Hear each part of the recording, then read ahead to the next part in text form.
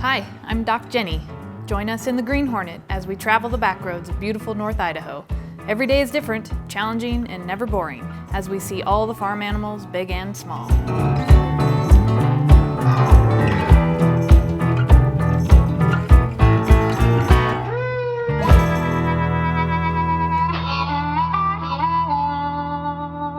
Hey, you are on the road with Dr. Jenni. And today we've got a call from a client that their horse is experiencing some symptoms of colic, which is a very common complaint this time of year. As our weather gets cold and the horses are not drinking enough water, we see a lot of colics. And so our job as we head out there is to determine what is causing the colic for this particular horse. 9 times out of 10 in our area, it's going to be what we call an impaction colic. But let's check it out and see what we got going on with this horse. He's really twitchy right here. Yeah, and it's also like twitching like right here in his back. I can take all this off. I just stuck it on him because he was it's way too small. It is. See any twitching anywhere else, Carolyn? No, but it seems more next thing. Yeah. Over here. He's definitely sore right there. I don't hear much in the way of gut sounds. Have you guys given him anything? Any Banamine or Butte? Okay. Oh, we are out. Okay. He is pretty quiet in there for sure. His heart rate's pretty low though, so it is good, yeah, especially when you have a horse that's painful. Doesn't look like he's terribly dehydrated. Let me just look at his gums here. I know, buddy, I'm sorry. Pretty pale and a little bit tacky, so he's eyeing the glove. Sunk up. Yeah, he's definitely sunk up. And this is way out here. When I come home and this is what I don't know. Yeah. So he's got that mucus coating over all of the poop. So probably an impaction that we're fighting. See how it's got this like slime over the top of the poop? So that happens when it gets stagnated. There's a little bit of it right there. Basically it slows up in the guts. This is moving through, but that mucus there tells me that it's been moving more slowly, and that's all that there is. So that's all that I'm getting through, which means something's blocked up in there. There's definitely an impaction in there. You can see the strings of mucus right there. We got a full bladder, so I'm just feeling around to see if I can feel a hard impaction in there. Sometimes you can get an idea of where the impaction is or where it's blocked up. But on him, all I can feel is that there's some hard feces spread out through the large colon. I can't feel anything specific, so we'll go ahead and pass a tube and we'll tube him. We'll give him some Epsom salts and some mineral oil. See if we can't get things tickled up and moving through his system a little bit better. It is colic. Yeah, colic just means he's got a bellyache. And so the type of colic that it is an impaction colic. So we'll be able to get it fixed. Then he'll be better as long as things keep moving. So when we have these cold, wet days, they just don't get enough water. And so you kind of have to force, you know how it is, lead a horse to water, but you can't make him drink. So same thing. So what we're gonna do is give him some fluids to help move stuff through his system.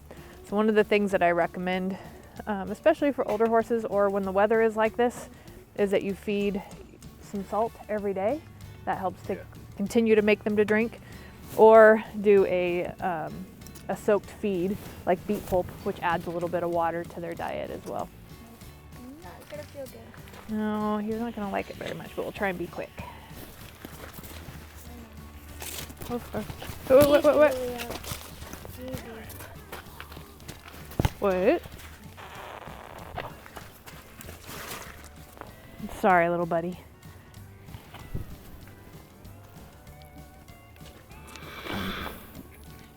Let's go ahead, Carolyn. I think we're okay. It's just really tacky. Nobody. Wait. Hey, stay here. Stay here. Hey.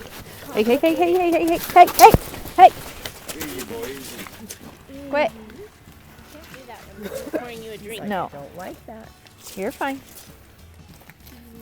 Okay. So he's already cleaned out. We just walk him, or? No, he has not cleaned out. He still has the poop in there.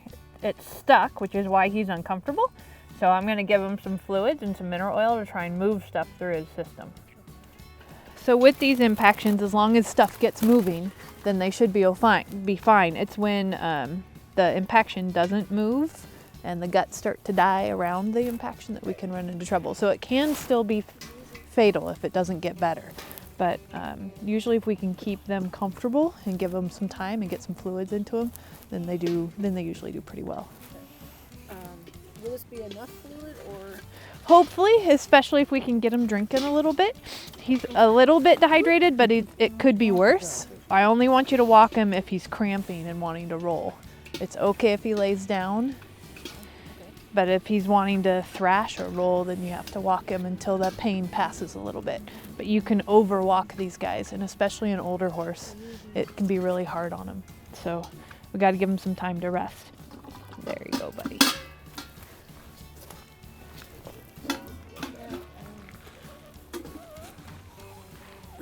You haven't done anything different.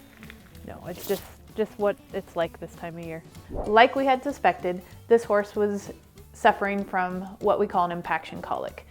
These are typically caused by dehydration, where the horse is eating a long stem fiber, such as a forage first diet, which we recommend, but they're not drinking enough water. And that happens a lot in the wintertime. Even if they have water available, and that's the first thing that I'll hear clients complain about, is that the horse has water and it's warm water, why aren't they drinking? And we see that a lot. And so we really encourage you to feed a loose salt source.